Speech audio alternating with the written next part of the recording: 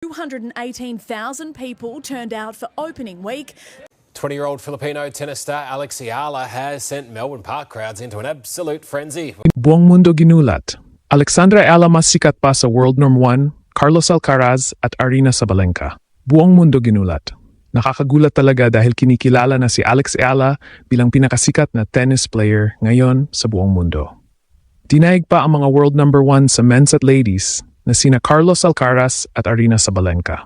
What makes it very special ay nangyayari ito kahit hindi pa nakapasok si Alex sa top 10 rankings. Kaya how much more kapag umaangat pa ng husto ang kanyang rankings?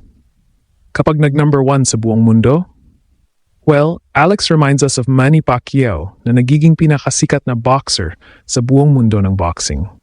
With Alex's continued success, ay siguradong mas lalawak pa ang kanyang kasikatan at darating ang oras na hindi lang si kikilalaning pinaka-popular kundi pinakamagaling rin.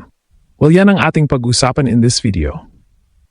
Pero bago yan ay maglalambing muna kami na paki-share ang video, paki-click ang like and subscribe button at pati na rin ang notification. Buong mundo ginulat.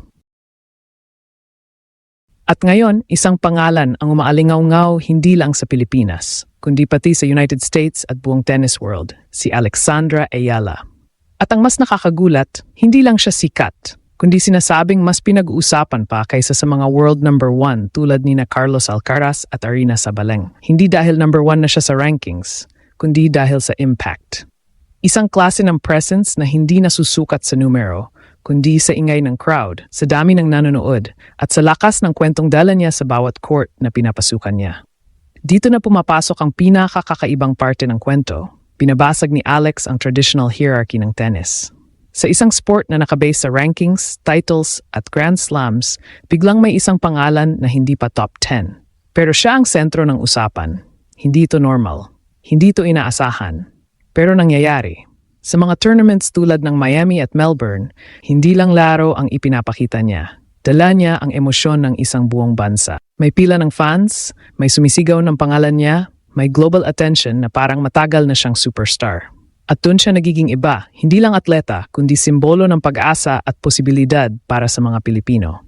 Parang nangyari noon kay Manny Pacquiao sa boxing. Hindi lang siya champion, kundi global icon na kumakatawan sa bansa. Ngayon, unti-unting nabubuo ang ganitong trajectory para kay Alex. Pero ang mas nakatindig balahibo, hindi pa ito ang peak niya. Sa edad niya na ngayon, nasa simula pa lang siya ng kanyang journey, pero ganito na kalakas ang impact niya sa sport. At habang umaangat ang level ng laro niya, mas lalong lalaki ang epekto nito, hindi lang sa rankings kundi sa buong landscape ng tennis. Kaya ang tanong ngayon, kung ngayon pa lang ganito na siya kasikat, paano pa kapag tuluyan siyang umabot sa tuktok? Pero hindi lang hype ang dahilan kung bakit siya sumasabog globally, may backing ito ng performance. Sa breakout run niya sa Miami, napatunayan niyang kaya niyang makipagsabayan sa elite players. Hindi na siya feel-good story lang. Isa na siyang legitimate threat na kayang magpabago ng takbo ng laban anumang oras. Ang laro niya ay kombinasyon ng aggression at intelligence.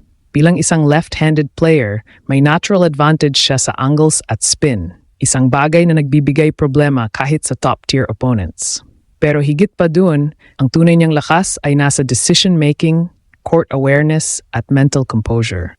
Habang ang ibang stars umaasa sa raw power, si Alex umaasa sa control. Alam niya kung kailan babagal, kailan bibilis, at kailan aatake. At sa modern tennis, yan ang pinakadelikadong klase ng player, yung hindi mo mabasa, yung kayang baguhin ang kwento ng laban sa loob lang ng ilang puntos. At dito nagiging malinaw, ang pag-angat ni Alex ay hindi aksidente. Hindi ito simpleng viral moment. Isa itong senyales na may bagong puwersang papasok sa elite level ng tennis. Isang puwersang hindi lang sisikat, kundi posibleng magdomina. Dahil kung ang isang player kayang maging pinaka-pinag-uusapan kahit wala pa sa top 10, malinaw na iba ang trajectory niya. Iba ang destiny. At kapag dumating ang araw na hawak na niya ang malalaking titulo at nasa tuktok na ng rankings, doon tuluyang mababago ang narrative. Sa mundo ng sports, may mga atleta na sumasabay sa alon, pero may ilan na sila mismo ang nagiging alon. Unti-unting lumalakas hanggang sa maging hindi na mapigilan.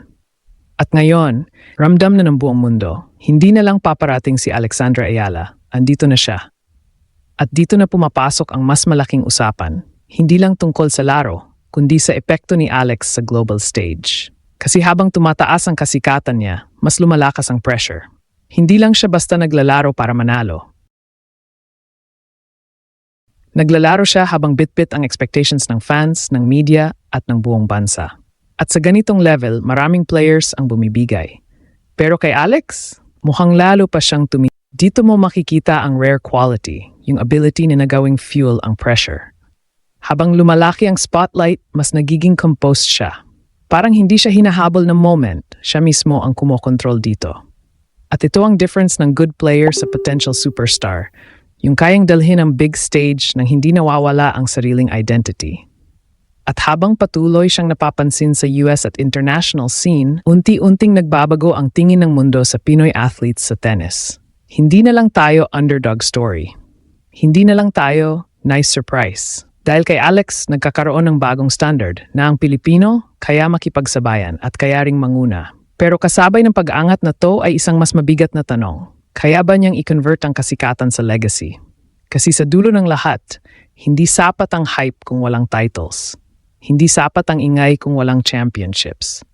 At dito na masusubok ang susunod na phase ng career niya, yung transition mula phenomenon, papuntang consistent winner. At kung magtagumpay siya sa hakbang na yon, doon na tuluyang mag-iiba ang lahat.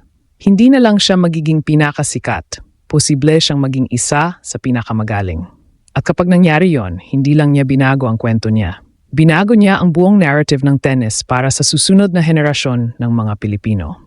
Ito na ang punto kung saan nagtatagpo ang hype at realidad. Hindi na lang ito tungkol sa kasikatan ni Alex, kundi sa kung ano ang kaya niyang gawin sa harap ng buong mundo na ngayon ay nakatutok sa kanya. Dahil sa sports, madaling sumikat, pero mahirap manatili. At dito magsisimula ang tunay na pagsubok. Kung kaya ba niyang gawing tuloy-tuloy ang apoy na ngayon ay nagliliyab sa kanyang pangalan. Pero kung pagbabasehan ang trajectory niya ngayon, ang mindset, ang laro, at ang composure, hindi malayong mangyari ang susunod na hakbang. Yung transformation mula pinaka-pinag-usapan papuntang pinaka-kinatatakutan. At kapag umabot siya sa puntong iyon, hindi na siya hahabulin ng spotlight. Siya na mismo ang magiging sentro nito. Dahil sa dulo ng lahat, ang tunay na alamat hindi nagsisimula sa pagiging number one. Nagsisimula ito sa sandaling pinaniwala ka ng mundo na kaya mong baguhin ang laro. At ngayon, malinaw na, hindi lang sumasabay si Alex Ayala sa alon ng tennis. Siya na ang alon na babago sa direksyon nito.